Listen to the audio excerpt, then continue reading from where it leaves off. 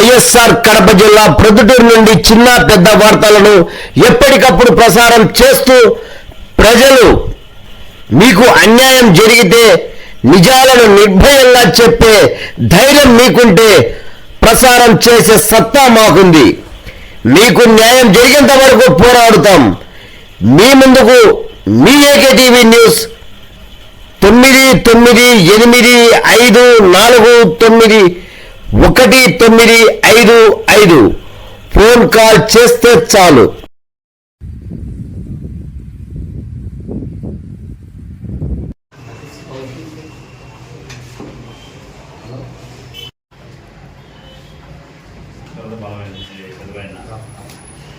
భారత communist party Marxist CPIM Kadapa జిల్లా committee ఆధ్వర్యంలో ఈ నెల మార్చి 26వ తేదీన పొద్దుటూరు పట్టణ కేంద్రంగా కడప జిల్లాలో రాష్ట్ర విభజన చట్టంలో షెడ్యూల్ 13లో కనపరిచిన విధంగా ఉక్కు పరిశ్రమ నిర్మాణానికి చేసినటువంటి పార్లమెంటు రాష్ట్రపతి ఆమోదంతో తెలిపినటువంటిది కేంద్రంలో నరేంద్ర మోడీ నాడు ప్రతిపక్షంలో నేడు పాలపక్షంలో ఉండి దాన్ని నైతికంగా నిబద్ధత లేకుండా వ్యవహరిస్తూ ఉన్నారు. దానికి నిరసనగా ఈ సదస్సు 26 తేదీన మార్చి పొద్దుటూరు కేంద్రంగా నిర్వహిస్తూ ఉన్నాం. రెండోది, కడప ఉక్కు పరిశ్రమ నాట్ ఫీజిబిలిటీ అని చెప్పి నరేంద్ర మోడీ బీజేపీ ప్రభుత్వం కేంద్ర మంత్రుల చేత అబద్ధాలు చెప్పించారు. సిపిఎం పార్టీ కడప జిల్లా కమిటీ స్పష్టంగా చెప్పదలుచుకుంది ఏమిటంటే, ఇక్కడ ఉక్కు పరిశ్రమ నిర్మాణానికి భూమి విశాలంగా అనువైనదిగా ఉంది, నీరు పుష్కలంగా కృష్ణా వాటర్ ఉంది, అలాగే విద్యుత్తు పుష్కలంగా ఉంది, థర్మల్ విద్యుత్తు స్టేషను.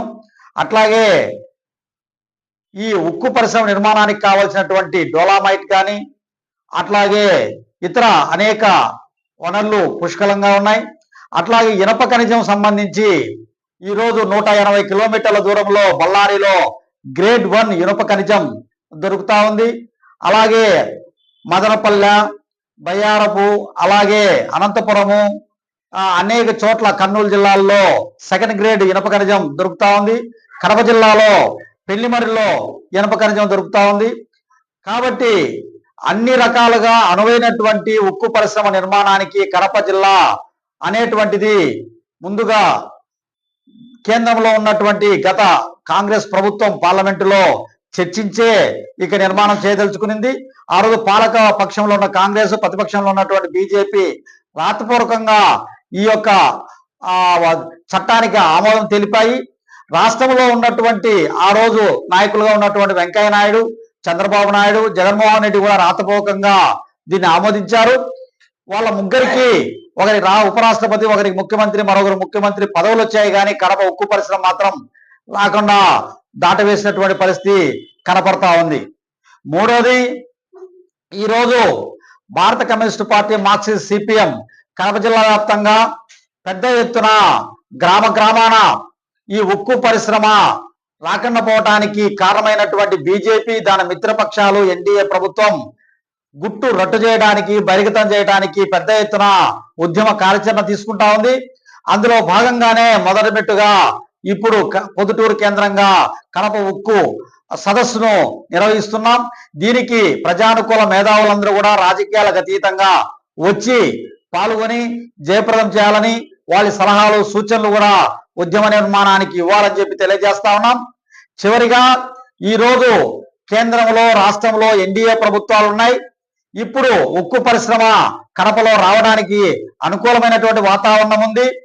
అలా రావడానికి గతంలో విశాఖ ఉక్కు కోసం ప్రతిపక్షంగా ఉన్నటువంటి తరిమల నాగిరెడ్డి, ఎమ్మెల్యేలు, ఎంపీలందరూ రాజీనామా చేసి విశాఖ ఉక్కును సాధించారు. ఇప్పుడు జగన్మోహన్ రెడ్డి ఆయన ఎమ్మెల్యేలు, ఎంపీలు రాజీనామాలు సమర్పించి కడప ఉక్కును సాధించాలని చెప్పి సిపిఎం పార్టీ కడప జిల్లా కమిటీ డిమాండ్ చేస్తా ఉంది. కాబట్టి ఈ ప్రజా యొక్క సమస్యను ఈ రాయలసీమ నడిగొట్టినటువంటి కడప జిల్లాలో భారీ ఉక్కు పరిశ్రమ నిర్మించాలని చెప్పి మేము కోరుతా ఉన్నాం. అట్లాగే రాయలసీమలో ఉన్నటువంటి యువతి యువకులకు ఉపాధి ఉద్యోగ అవకాశాల కోసం ఇది ఉక్కు పరిశ్రమ నిర్మాణం కావాలని చెప్పి మేము కోరుతా ఉన్నాం. దీనికి ఈ రాయలసీమలో ఉన్నటువంటి యువకులందరూ కూడా ఎర్రజెండాను తీసుకొని గ్రామ గ్రామాన కదిలి ఈ రోజు ఉక్కు ఉద్యమాన్ని ముందుకు తీసుకుపోవాలని చెప్పి మేము నేటి యువకులందరూ కూడా మేము అప్పీల్ చేస్తా ఉన్నాం. వారందరూ కూడా మేము చేసేటువంటి ఉద్యమానికి చేదోడు ఓదోడుగా వచ్చి నిలబడతారని చెప్పి ఆశిస్తా ఉన్నాం.